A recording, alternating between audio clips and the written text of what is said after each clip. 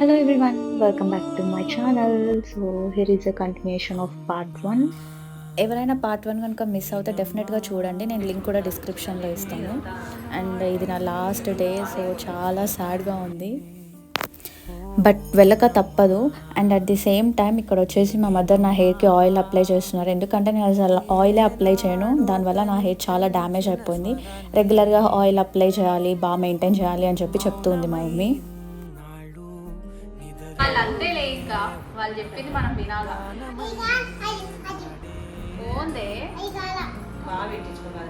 Hair growth బాగానే ఉంది కదమ్మా.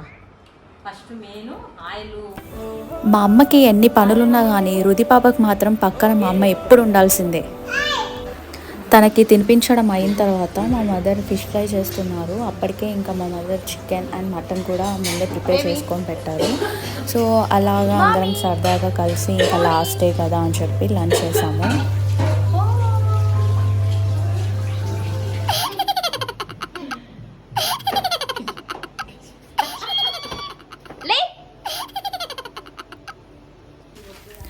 నేను మా అక్క వచ్చేసి లాస్ట్ మినిట్ ప్యాకింగ్ చేసినాం. ఓన్లీ 3 or 4 hours మాత్రమే ఉంది మాకు ఇంకా టైమ్.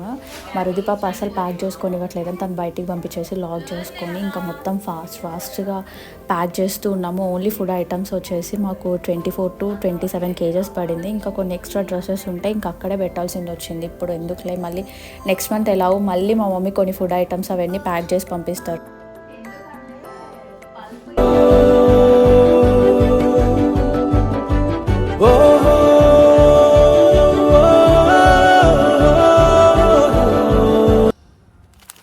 నీ పాదాలకు మూవల్ల నా అడుగులు సాగాలమ్మా, నీ పెదవుల చిరునవ్వుల్లా నా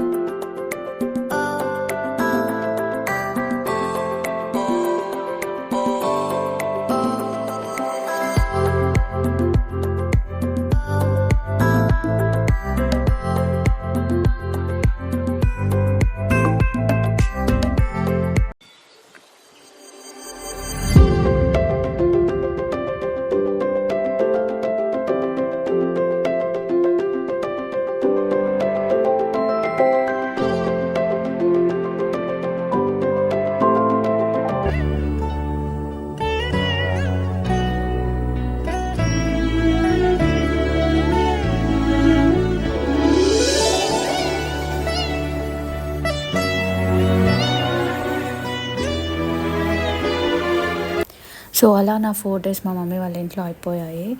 చాలా కంట్రోల్ చేసుకున్నాము, ఏడవద్దు ఎవరు అని చెప్పి. బట్ లాస్ట్లో మా మమ్మీ నాకన్నా ఎక్కువ ఎమోషనల్ అనమాట. సో ఏడ్చేశారు. ఇంకా నేను వెనక్కి తిరగకుండా అలా వెళ్ళిపోయాను.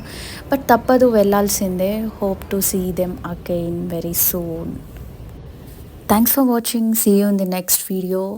And don't forget to subscribe, share and like to my channel.